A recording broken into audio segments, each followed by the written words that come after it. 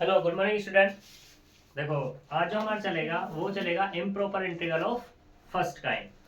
क्योंकि हमने improper integral पे बात कर ली थी, उसमें काइंड्स पे बात की थी कि हमारे दो काइंड्स होते हैं, फर्स्ट काइंड और second kind.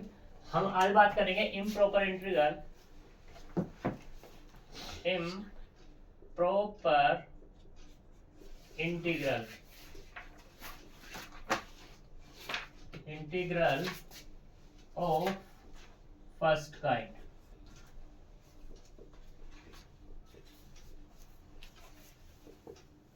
Improper integral of first kind के बारे में मैंने बताया हुआ था, तो क्या होने वाला होगा फर्स्ट काइंड में बता सकते हो? हमारे पास ये जो इंटीग्रेशन है I a to b f of x और ये डी एक्स, इसे फर्स्ट काइंड होने के लिए क्या होना पड़ेगा बताओ, कराओ तो। बाउंडेड होना पड़ेगा एक तो।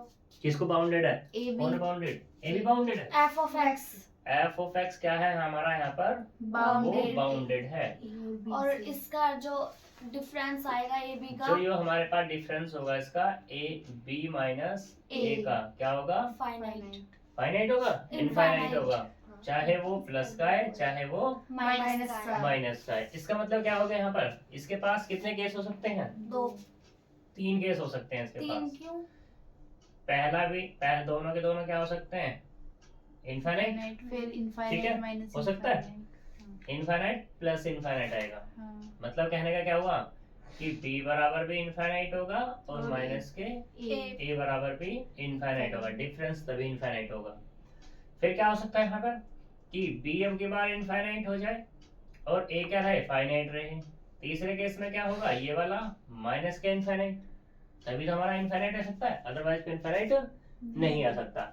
हमने वहां देखे जरूर थे कि 2 केस थे हमारे पास, ये वाले ये 2 केस थे, लेकिन बनेंगे तो 3 केस भाई। जब उसने कह दिया कि डिफरेंस कैसा होना चाहिए?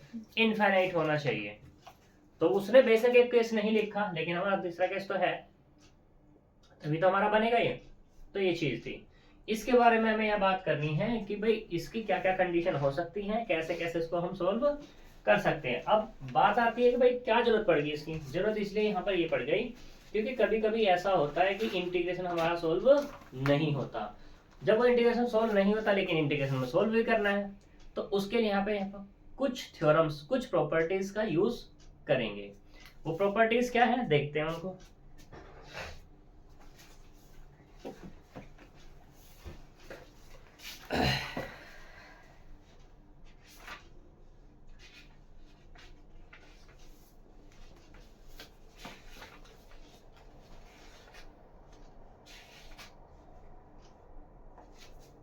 तो देखो, इसने कहा test for convergence of improper integral of first kind.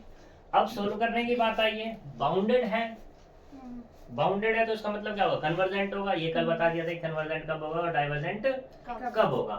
तो यहाँ पे इसने यही कहा हेडिंग में तुम्हारी, test for convergence of improper integral of first kind. जो कन्वर्जेंसी है उस कन्वर्जेंसी की क्या बतानी है? टेस्ट करना है। क्या होगा? ठीक है, तो हमें क्या करना है? कन्वर्जेंसी बतानी है इसकी।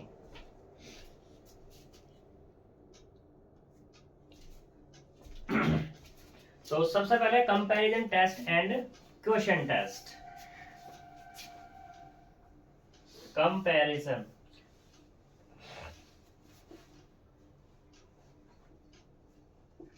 Test and question test.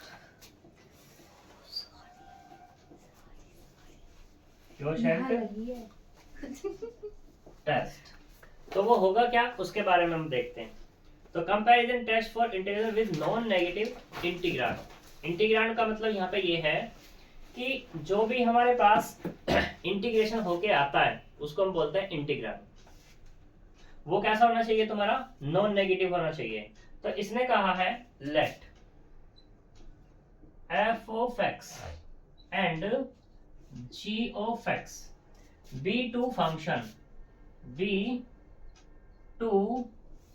functions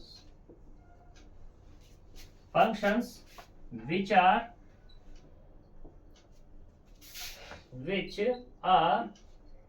bounded दोनों के दोनों कैसे हैं, बाउंडेड एंड इंटीग्रेबल, दोनों का इंटीग्रेशन किया जा सकता है in the interval a b, in the interval a b नहीं आएगा यहाँ पे, इसने कहा है इंटरवल जो लेना है वो ओपन इंटरवल लिया इसने ए और infinite. Also let g of x be positive and modulus of f of x less than equals to g of x when x greater than equals to a, then ये कहना चाह रहा है कि if integration a to infinite g of x dx is convergent, then integration a to infinite f of x dx is also convergent। ये बोलना चाह रहा है ये, ठीक है। इसने कहा फिर similarly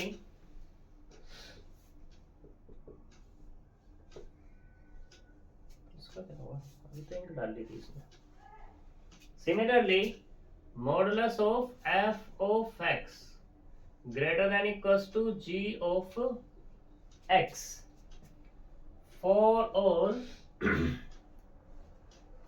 x, for all x greater than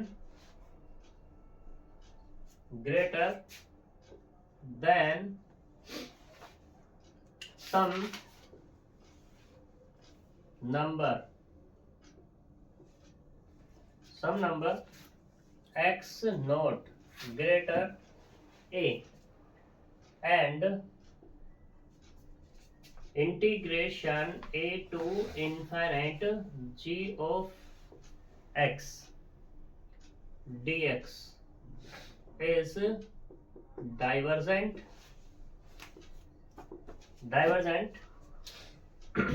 then integration a to infinite f of x dx is also divergent।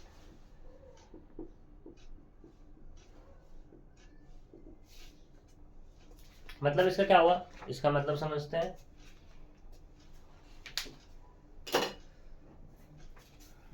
जल्दी करो।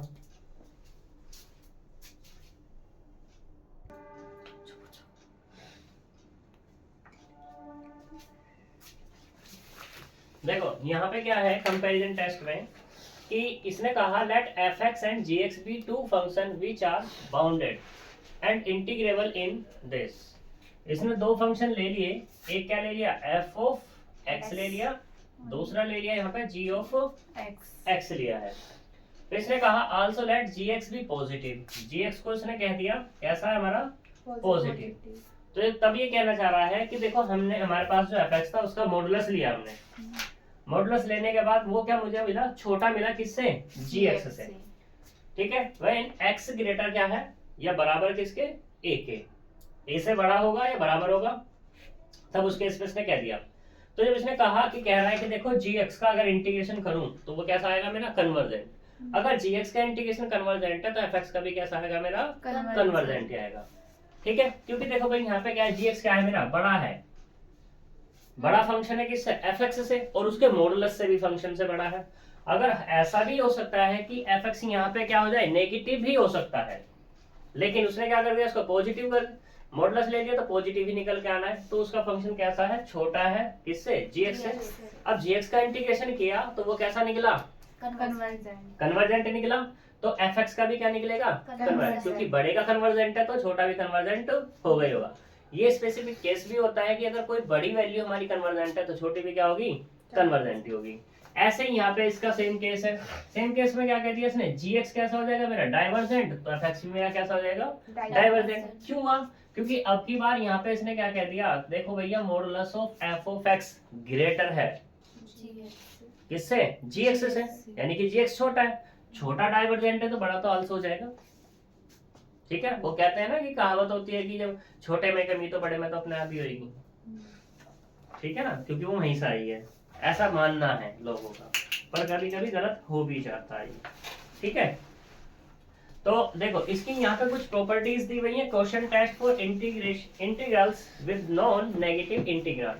ये पॉजिटिव लिख रहा, बी पॉजिटिव। हाँ जी, कौन सा? ये दाना है positive। ये पॉजिटिव था। ये पॉजिटिव तो वैसे भी लिख सकते हो पॉजिटिव, मैंने वैसे लिख दिया है, इसका मतलब भी वही होता है। तो इसका सेकंड टेस्ट है हमारे पास क्वोशंट। क्वोशंट वाले में क्या कह रहा है कि देखो if f x and g x be greater than equal to b, two function.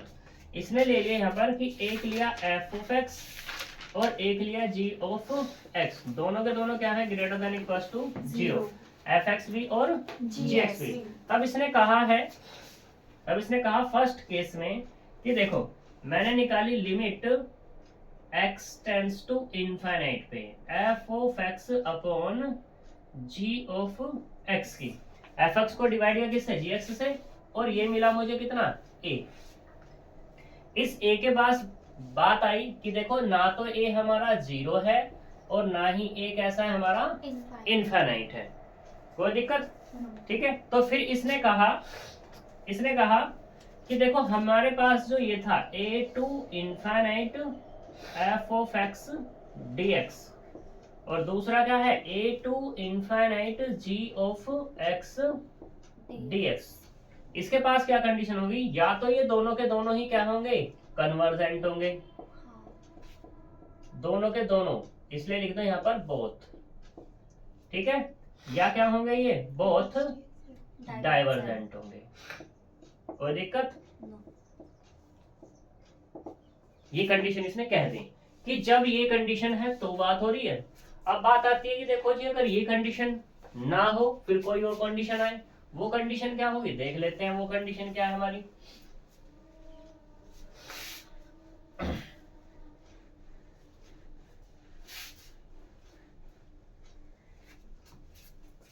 तो दूसरी कंडीशन क्या बन सकती है, सेकंड वाली, कि if limit x tends to infinite f of x upon g of x बराबर क्या मिल जाए, अब की बार 0 मिल जाए। अब की क्या मिल जाए मुझे, 0। तो इसने कि इस कंडीशन में कहा हुआ ही है कि देखो if limit a to infinite f of x dx is convergent, यानी कि ऊपर वाला कन्वर्जेंट है। क्या कहना चाह रहा है ये, ऊपर वाला कन्वर्जेंट, सॉरी नीचे वाला कन्वर्जेंट बोल रहा है, जिससे हम डिवाइड कर रहे हैं, डिवाइड वाला कन्वर्जेंट है। तो ये कह रहा है कि देखो ऊपर वाला भी क्या हो जाएगा, कन्वर्जेंट ही हो जाएगा। f of x dx is also convergent. ऐसे कह सकते हैं, कन्वर्जेंट का मतलब क्या है, फाइनाइट वैल्यू। भाई जब नीचे वाले की फाइनाइट वैल्यू है, ऊपर वाले की वैल्यू को हम क्या करेंगे, डिवाइड करेंगे, वो भी फाइनाइट ही है, तो वो भी तो क्या हो जाएगा, कन्वर्जेंट। ठीक है। तीसरा केस, क्योंकि मैं बाउंडेड बोल रहा था पहले ही, तीसरा केस में क्या कह रहा है कि देखो जी if limit x tends to कितना है, infinite f of x upon g of x बराबर क्या मिले मुझे, इनफाइनाइट। तो कह रहा है कि if a to infinite g of x dx is divergent, then a to infinite f of x dx is also divergent। तब उस केस में कैसा हो जाएगा, ये वाला भी डाइवर्जेंट हो जाएगा। इसके पास ये है, ठीक है, ये कंपैरिजन इसका टेस्ट कहलाता है। ठीक है, अब यहाँ पे एक मोस्ट इंपोर्टेंट थ्योरम है, इसके बेस पे तुमसे या तो क्वेश्चन या यही चीज पूछी जा सकती है, वो क्या है उस पर हम बात करते हैं।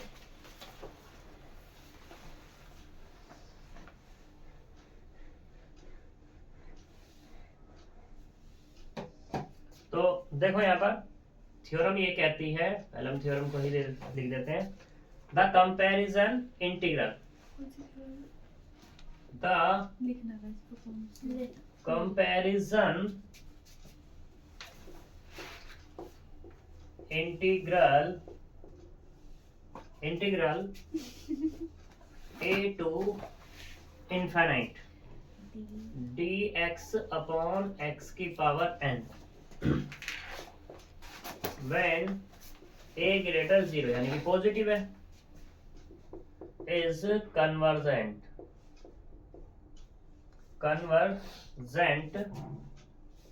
when n greater 1 and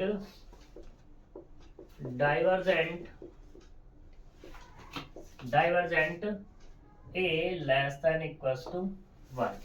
ये बोलना चाह रहा है और ये इंपॉर्टेंट है, ये तुम्हारा पूरा स्टेटमेंट बन सकता है कि हमारे पास क्या है, एक इंटीग्रेशन दे दिया, इंटीग्रेशन a टू इनफाइनाइट, ये कंपैरिजन इंटीग्रेशन कुछ नहीं बोलेगा, ये कहेगा if a to infinite dx upon x की power n be any integral then it is convergent if n greater 1 n less than 1 n बराबर 1 और नन ऑफ दिस। तो क्या लगाओगे, n ग्रेटर 1। डाइवर्जेंट की बात आ जाएगी तो डाइवर्जेंट में क्या लगाओगे, एक ऑप्शन इसे देना पड़ेगा, अगर n लेस देन 1 है और n इक्वल टू 1 है तो बोथ वाला इसे देना ही देना पड़ेगा। ठीक है, तभी तुम्हारा ऑप्शन सही माना जाएगा, अदरवाइज माना नहीं जाएगा सही। ठीक है, तो ये इसकी प्रॉपर्टी है, वैसे इसको हम प्रूफ कर सकते हैं। मैं एक प्रूफ करके दिखाऊंगा, तो बाकी के 3 अपने आप करोगे। बाकी के 3 से मतलब ये है, मैं n बराबर, मैं बात करूंगा फॉर n ग्रेटर 1 के लिए। ठीक है, n ग्रेटर 1 पे बात करेंगे, तो n ग्रेटर 1 की बात है, तो अगर मैं यहां से बात करूं, n देखो ग्रेटर 1 है, अगर n को इधर ले जाऊं तो क्या मिलेगा, 1 माइनस n मिलेगा। यस, ठीक है, 1 माइनस n क्या हो जाएगा, छोटा हो जाएगा किससे, 0 से छोटा हो गया। या हम इसको ऐसे भी कह सकते हैं कि 1 माइनस n लेस देन 0, वही बात है अभी भी हमारे पास, तो इस पे हमें बात करनी है। ठीक, और 1 माइनस n लेस देन 0, एक कंडीशन और भी कर दूं, अगर मैं माइनस से मल्टीप्लाई कर दूं तो क्या होगा, n माइनस 1 ग्रेटर किससे हो जाएगा, 0 से। n में से अगर माइनस करते हो किसको, 1 को, तो क्या हो जाएगा तुम्हारा, ग्रेटर देन हो जाएगा। इसी पर इसको लेके चलते हैं हम।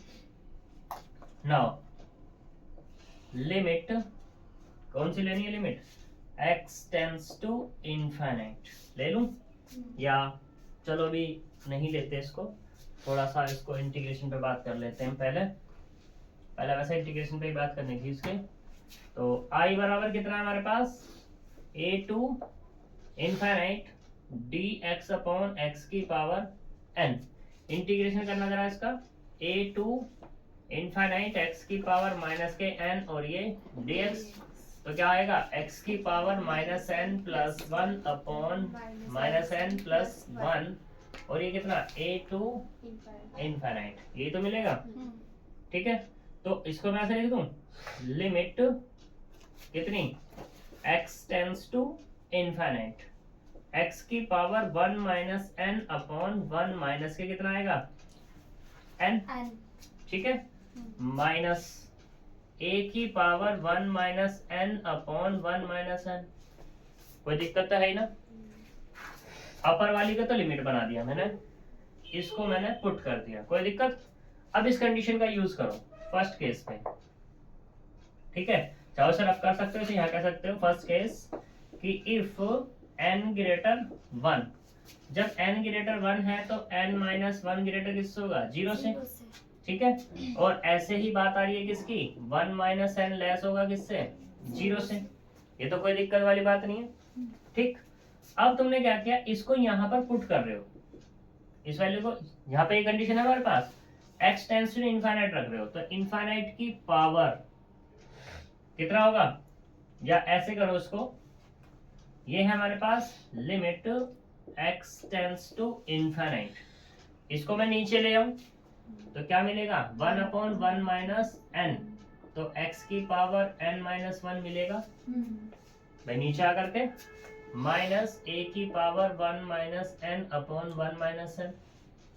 कोई प्रॉब्लम, लिमिट यूज करोगे तो कितना आएगा 1/1 माइनस एन इनफाइनाइट की power n minus 1 minus a की power 1 minus n upon 1 minus N, क्योंकि n माइनस 1 ग्रेटर है किससे, 0 से, तो इसका मतलब क्या हो जाएगा 1/1 माइनस एन इंटू इनफाइनाइट मिलेगा। भाई कुछ ना कुछ वैल्यू है इनफाइनाइट की, यहाँ पे n माइनस 1 ग्रेटर 0 से है, ये क्या है n माइनस 1 ग्रेटर 0 से है। अब 0 से ग्रेटर से जरा सा भी है, मतलब n माइनस 1 की वैल्यू अगर मैं बात करूं 0.0000001 भी बात की जाए, कितनी भी छोटी छोटी ले सकते हो, तो अगर ये पावर में पहुंच जाएगी इसकी इनफाइनाइट की ये पावर है, तो तब भी तो इनफाइनाइट ही मिलेगा मुझे, मिलेगा या नहीं मिलेगा। तो वही केस है बस यहाँ पर माइनस के a की पावर 1 माइनस एन अपॉन में 1 माइनस एन, तो ये कितना हो गया हमारे पास 1 अपॉन इनफाइनाइट हो गया, माइनस a की power 1 minus n upon 1 minus n. 1 upon infinite कितना होता है 0 माइनस a की power 1 minus n upon 1 minus n, तो कितना मिल गया माइनस a की पावर, चाहो तो प्लस कह सकते हो उसको, a की power 1 minus n upon n minus 1, और ये कैसा है मेरा फाइनाइट ही तो है, और जब फाइनाइट है तो इसका मतलब क्या हो गया कन्वर्जेंट हो गया, नहीं हो गया,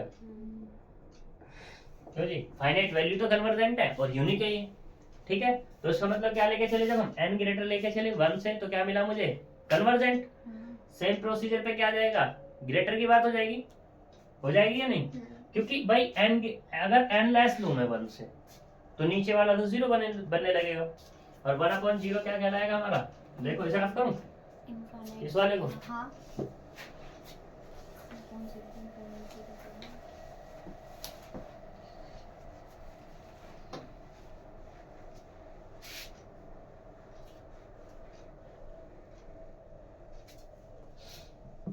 तीसरा केस भी ले लो, दूसरा भी ले लो, चलो इफ n लेस देन 1, तो इसका मतलब n माइनस 1 लेस किससे होगा 0 से, और 1 माइनस n किससे होगा ग्रेटर 0 से।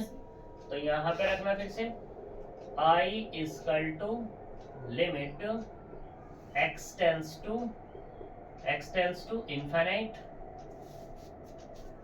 कितना था हमारे पास x की power 1 minus n upon 1 minus n, और माइनस a की power 1 minus n upon 1 minus n, रखो इनफाइनाइट यूज करो, तो कितना आएगा इनफाइनाइट की पावर 1 माइनस एन अपॉन में 1 माइनस एन, माइनस a की power 1 minus n upon 1 minus N.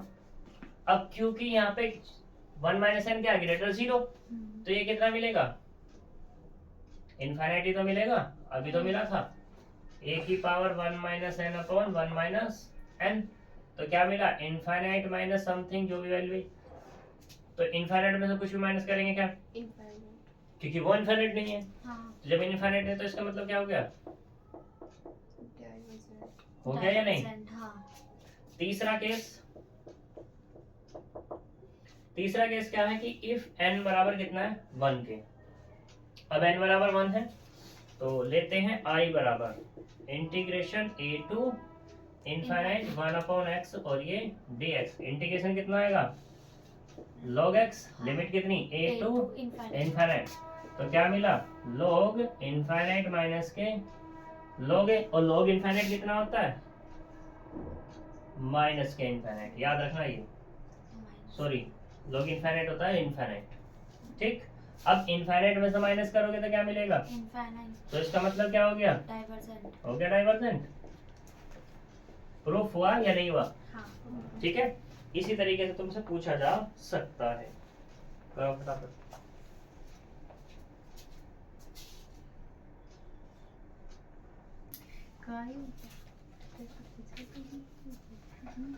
Example 7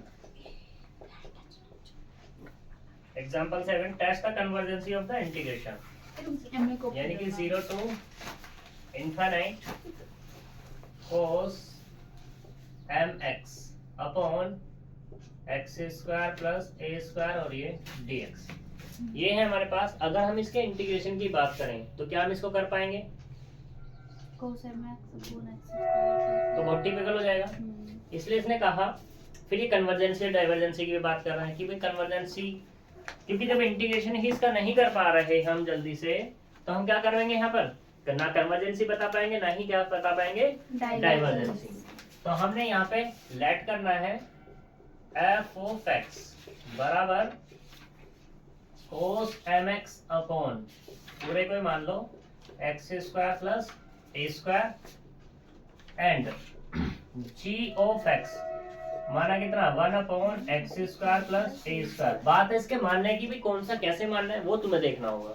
इसमें दोनों ठीक है? मानने cos mx। हाँ जी, मैंने क्या किया, ये जो मेरे पास f ऑफ x है cos mx अपॉन में x square plus a square, तो इसका मैंने क्या ले लिया, मॉडुलस ले लिया। मॉडुलस जैसे ही लिया तो modulus of f of x less than equals to कितना आ जाएगा, या ऐसे कह दो अभी तो चलो बराबर ही, modulus of cos mx upon में कितना x square plus a square, क्योंकि x नेगेटिव और पॉजिटिव जब भी पॉजिटिव ही आना है, लो या मत लो कोई दिक्कत वाली बात नहीं है। लेकिन अगर इसकी बात की जाए तो इसकी वैल्यू कितनी होगी, 1 अपॉन में x square plus a square, क्योंकि हमारे पास क्या होती है cos x की वैल्यू क्या होती है, लेस देन इक्वल्स टू 1 और ग्रेटर देन इक्वल्स टू -1, क्योंकि मॉडुलस ले लेंगे तो क्या आ जाएगा, ग्रेटर ही हो जाएगा। ठीक है ना, तो वो चीज है। अब ये किसके बराबर है, modulus of f of x less than equals to g of x के तो बराबर है। अब हमें क्या करना है, इसको चेक कर लो, ये अपने आप चेक हो जाएगा। नाउ चेक करते हैं, integration 0 to infinite gx dx, integration 0 to infinite 1 upon x square plus a square dx, integration करेंगे तो कितना मिलेगा, 1 upon a tan inverse x upon a limit a to infinite 0 to infinite, क्योंकि 0 है, 1 upon a tan inverse infinite upon a minus 1 upon a tan inverse 0 upon a बराबर tan inverse infinite 1 upon a pi by 2 minus 0, तो कितना मिला pi upon 2a, और ये कैसा है मेरे पास, फाइनाइट है, तो कैसा है, कन्वर्जेंट। जब ये कन्वर्जेंट है तो इसका मतलब क्या हो जाएगा, अब इंटीग्रेशन में लूं किसका, 0 to infinite f of x का और ये dx, तो ये भी तो क्या मिलेगा मुझे, कन्वर्जेंट, और f ऑफ x पूरा का पूरा ये है हमारा, इसलिए f ये वाला लिया था हमने। ठीक है, क्वेश्चन इसके करके देखना। अब हम चलते हैं mu test, the mu test. Mu test है क्या, उसके बारे में बात करते हैं। देखो म्यू टेस्ट क्या कहता है कि let f of x be bounded and integrable in the interval a infinite where a greater 0 if there is a number mu greater 1 such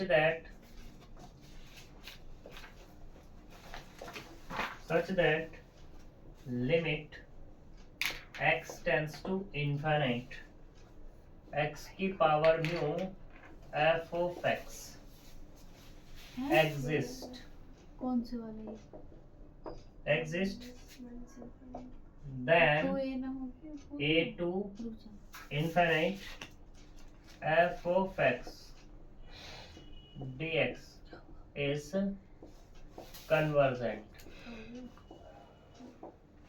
convergent if If ठीक है there is a number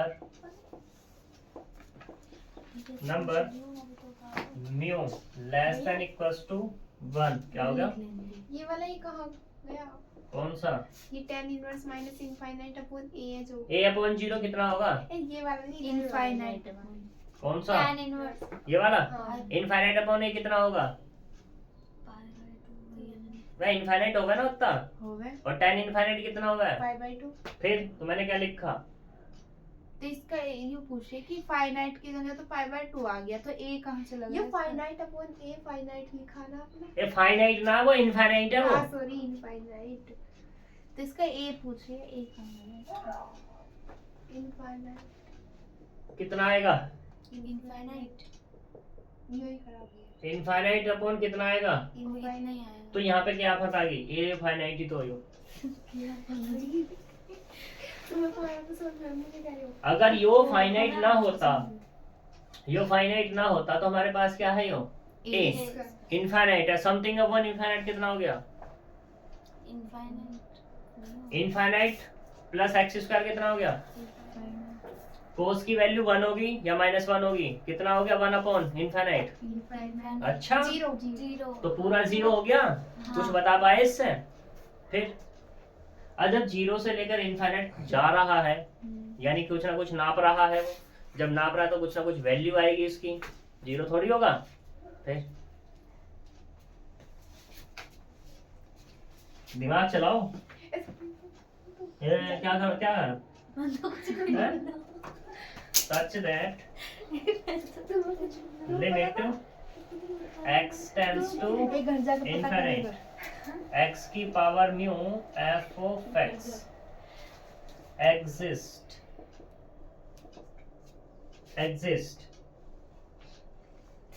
and is non-zero, then integration a to infinite f of x dx is divergent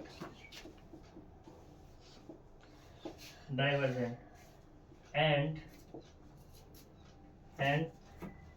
the same as true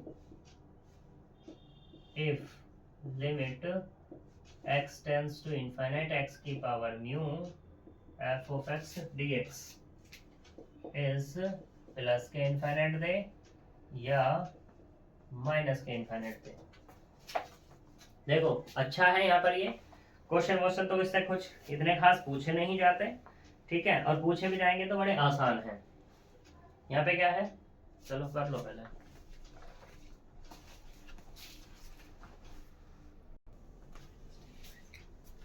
देखो हमारे पास क्या है mu test कि let fx be bounded and integrable. fx से कोई bounded है और integrable है किसमें? a और इनफाइनाइट। ये इंटरवल दिया हुआ है हमें where a greater 0 if there is a number mu लिया हमने, कोई भी ग्रेटर है किससे? 1 से, such that limit x tends to infinite x की पावर म्यू fx एग्जिस्ट हुआ। फिर हमने देखा जब एग्जिस्ट होगा तो हमने कह दिया a to infinite fx dx is convergent. फिर if there is a number mu, अगर क्या हो जाए? बराबर हो जाए और लेस हो जाए किससे? सच दैट x की power mu fx exist and is non zero. Exist होगा और कैसा होगा? नॉन जीरो होगा। तो हम कह सकते हैं कैसा मेरा? डाइवर्जेंट। या इनफाइनाइट हो जाए या माइनस के इनफाइनाइट हो जाए तब भी कैसा होगा हमारा? डाइवर्जेंट। तो सॉल्यूशन, एक मैंने क्वेश्चन लिया यहाँ पर कि ये दिखाना है इंटीग्रेशन कैसा कन्वर्जेंट है। तो यहाँ पे बात की जाए हियर f ऑफ x की बात की जाए तो ये क्या है हमारे पास? x की पावर n-1 e की पावर माइनस के x ये है। वैसे तो अगर तुम इसे ध्यान से देखोगे तो कौन सा है ये? अगर यहाँ पे 1 ना होता, 0 टू इनफाइनाइट होता तो गामा फंक्शन बन जाता हमारा, बट ये गामा फंक्शन नहीं बना क्योंकि 1 टू इनफाइनाइट आ गया। तो अब मुझे चेक करना है limit x tends to infinite, x tends to infinite x की power mu f of x, इसको चेक करते हैं तो देखते हैं क्या मिलता है। Limit x tends to infinite, x की पावर म्यू, एक्स की power n minus one into e की power minus k x equals to limit x tends to infinite. ठीक, अगर मैं यहाँ पे बात करूं किसकी, x की power mu mu plus n minus one और ये e की पावर माइनस के x, डायरेक्टली लिमिट भी यूज करें हम यहाँ पर तो कितना आएगा इनफाइनाइट। ठीक है, और उसकी पावर कितना mu plus n minus one into e की पावर माइनस के इनफाइनाइट। तो म्यू कुछ भी रहे, n से बड़ा ही म्यू क्या होगा हमारे पास, कंडीशन क्या दी हुई है 1 से ग्रेटर। अगर 1 से ग्रेटर ले लूं मैं, ठीक है, तो n माइनस वन यानी कुछ वैल्यू मिलने वाली है इनफाइनाइट की पावर कुछ ना कुछ, तो ये क्या होगा इनफाइनाइट हो गया। लेकिन अगर इसकी बात की जाए यहाँ पर तो ये कितना होता है, तो कुल मिला क्या मिलता है, जीरो। बट यहाँ पर ये ऐसा काम नहीं करता, ये किस तरीके से काम करता है उस पर हम बात करते हैं। वैसे तो जीरो ही आना इसका आंसर, हम लगा देते हैं कभी कभी, लेकिन करने का प्रोसीजर गलत होता है। तो ये कितना x की power mu plus n minus one upon e की पावर x, क्योंकि अब अगर हम करें तो इनफाइनाइट बाय इनफाइनाइट की फॉर्म है। ठीक है, तो limit x tends to infinite, तो हमारे पास दो तरीके हैं यहाँ पर, क्योंकि ये बना हमारे पास इनफाइनाइट बाय इनफाइनाइट की फॉर्म बन गई। ठीक है, तो एल हॉस्पिटल रूल भी लगा सकते हैं और इस पर एक्सपेंशन भी कर सकते हैं। एल हॉस्पिटल रूल लगाया मैंने तो ये मिला mu plus n minus one factorial और अपॉन में कितना e की पावर x, क्योंकि मैंने mu plus n minus one time इसका डिफरेंशिएशन किया, क्योंकि e की पावर x का करोगे तो e की पावर x ही मिलने वाला, उसको तो कोई फर्क नहीं पड़ने वाला। अब लिमिट पुट कर सकते हैं यहाँ पर mu plus n minus one factorial upon e की पावर इनफाइनाइट, e की पावर इनफाइनाइट कितना mu plus n minus one factorial upon infinite, और समथिंग अपॉन इनफाइनाइट कितना जीरो। क्या ये एग्जिस्ट हुआ या नहीं हुआ, एग्जिस्ट हुआ। जब ये एग्जिस्ट है तो इसका मतलब क्या हो जाएगा हमारे पास, कन्वर्जेंट, ये जो इंटीग्रेशन है 1 टू इनफाइनाइट e की पावर माइनस x x की power n minus one dx is convergent, क्योंकि म्यू तुम कुछ भी ले लो। ठीक है, बात आती है फिर इसकी, इस वाले केस में सोच रहे हो भाई ये वाला भी तो हो सकता था। देखो इस वाले में कहा नॉन जीरो या फिर प्लस के इनफाइनाइट या कैसा माइनस, क्योंकि n तुम कुछ भी लोगे ना, अब यहाँ पर n छोटा लोगे तब भी तुम्हारा जीरो ही मिलेगा, क्योंकि n बहुत बड़ी वैल्यू है यहाँ पर। ठीक है ना, इसलिए तो ये कन्वर्जेंट ही मिलने वाला है। फिर यहाँ इसी में दिया हुआ एबल टेस्ट, जल्दी करो फटाफट।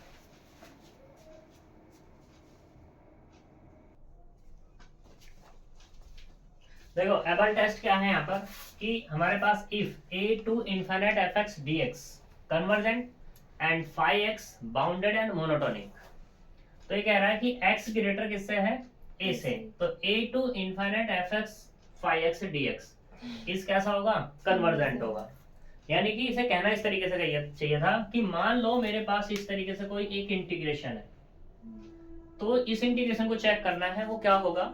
तो इसने चेक किया यहाँ पे fx को, पहले fx कैसा मिला, इसे कन्वर्जेंट मिला। फिर इसने कहा फाई x कैसा, मोनोटोनिक है और बाउंडेड है, बाउंड है पूरी तरीके से।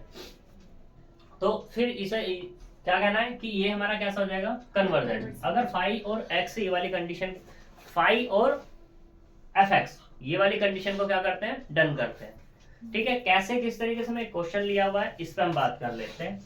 तो देखो यहाँ से सॉल्यूशन मैंने यहाँ पे लेट कर लिया कि f ऑफ x बराबर cos x अपॉन में कितना x square and phi of x जो लिया है वो लिया 1 माइनस ई की पावर माइनस के x।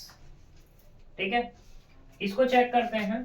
तो यहां से मॉडुलस निकाला f ऑफ x का, तो कितना मिलेगा, modulus of cos x upon x square, तो क्या मिला तुम्हें, modulus of f of x less than equal to 1 upon x square. ठीक है, अगर मैं इसको यहाँ से gx की बात कर दूं तो क्या मिलेगा मुझे, cos x upon x less than equals to ये वाला ऐसा कुछ नहीं मिल जाएगा। अभी जो किया था हमने कि gx को हम कह देंगे यहाँ पर क्या, ये 1 अपॉन कितना, x स्क्वायर। क्योंकि भाई बात क्या है, मैंने fx ये लिया है, इसको मुझे चेक करना है और इसको चेक करने का प्रोसीजर ये था कि भाई कितना है, a टू इनफाइनाइट कितना cos x अपॉन में x स्क्वायर और ये dx, ये बात तो थी। हाँ। ठीक है, तो इसको हम इस तरीके से चेक कर लेंगे, जो हमने प्रीवियस वाला कौन सा लगाया था हमने, रेशो वाला टेस्ट, उस तरीके से हम इसको यहाँ पे लगा सकते हैं।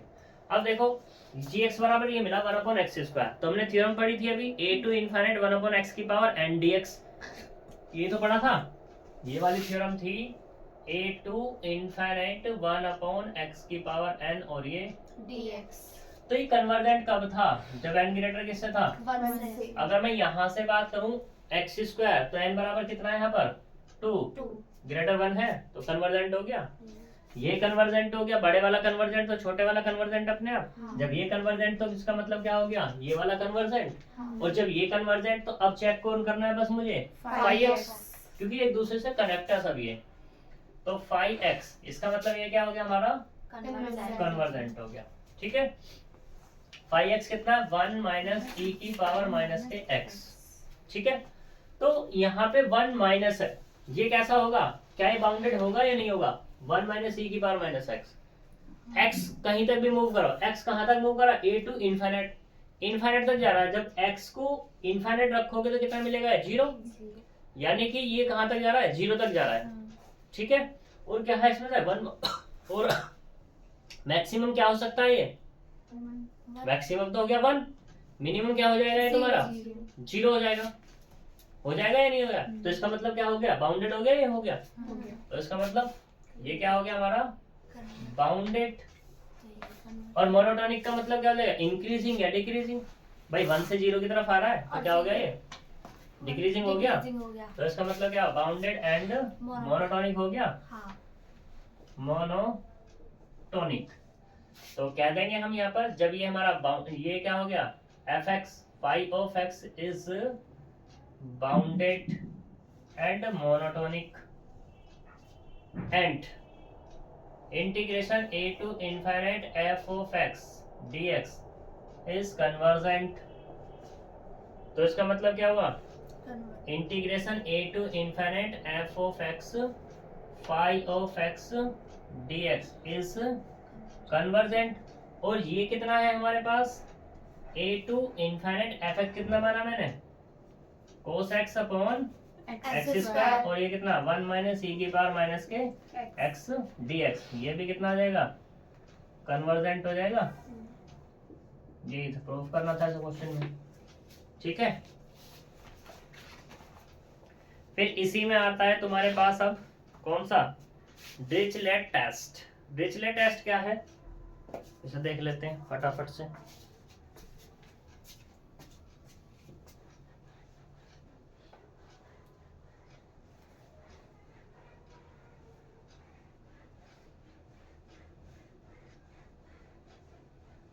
पूरा बोर्ड ब्लैक हो गया,